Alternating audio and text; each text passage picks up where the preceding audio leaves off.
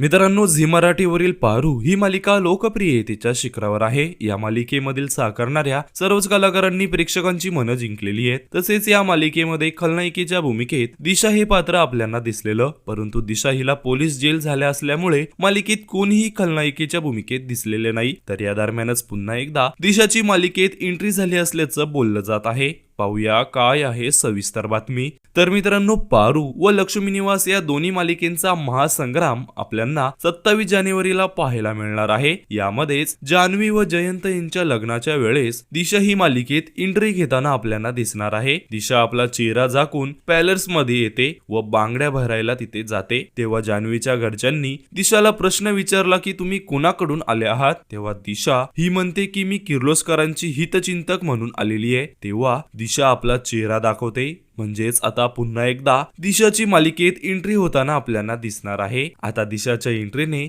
मालिकेत कोणकोणते नवीन ट्विस्ट येणार हे पाहणं खूपच रंजक असणार आहे। तर मित्रांनो, तुम्ही पारू ही मालिका पाहता का? तसेच तुम्ही दिशाला मालिकेत पाहण्यासाठी उत्सुक आहात का? हे आम्हाला कमेंट्स मध्ये नक्की सांगा।